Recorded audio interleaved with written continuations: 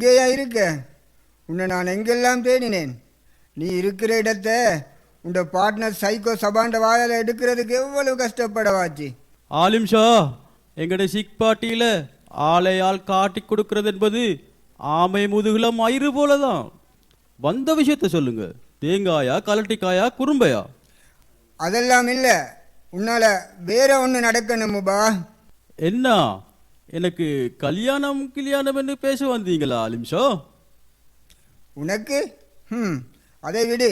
Poster கொஞ்சம் இருக்கு, ஒட்டணும்.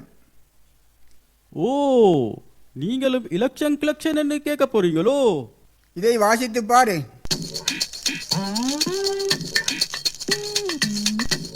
ஒன்று புயலானது.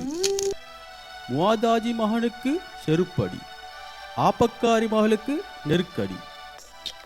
இதுல ஆத்திஃபுக்கு செருப்படி, சுஹானாவுக்கு நெருக்கடி. முவாதாஜி நம்ம ஆளாச்சே. சரி சரி, யாருக்கு செருப்படி யாருக்கு நெருக்கடி, இதெல்லாம் இந்த முபாவுக்கு தேவையற்ற சங்கதி. மேல சொல்லுங்க ஆலிம்ஷா. இப்படி 200 போஸ்டர் கிட்ட பிரிண்ட் பண்ணி எடுப்பேன். இந்த சிக் பார்ட்டியை வச்சுத்தான் ஒட்ட நினைக்கிறேன்.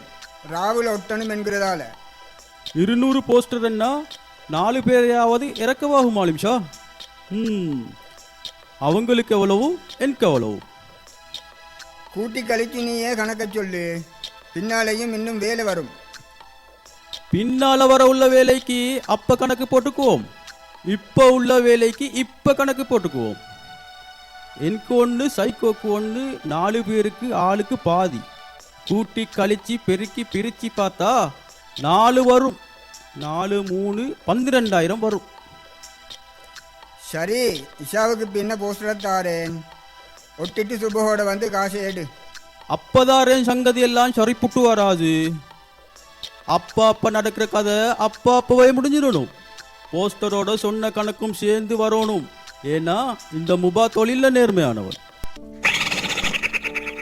சரி, அப்படியே செஞ்சுட்டு முபா. இன்னொன்னு செஞ்சிடுங்க.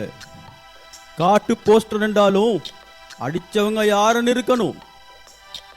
போடுறதுக்கு பேர் இல்லேண்டா சிக் பாட்டின்னு கீழால பிரிண்ட் பண்ணிடுங்க ஆலிம்ஷா. உனக்கும் எப்படியடா இப்படியெல்லாம் வருது? வரும், இன்னும் வரும். இப்படி செய்யுங்க. சிக் பாட்டி என்றல்ல, சிக்கர் சங்கம் என்று அடிச்சிடுங்க. நலம்புரி சங்கம், அந்த சங்கம், இந்த சங்கம். செத்த மையத்துக்கும் சங்கம் போடுறாங்கண்டா. எங்களுக்கு இன்னொரு சங்கம் ஏன் போட முடியாது? நான் மறுபடியும் சொல்றேன், நான் தொழில நேர்மையானவன். நீங்களும் அப்படியே நடந்துக்கங்க. நீ யோசிக்க தேவையில்ல, எல்லாம் சரியாகவே நடக்கும்.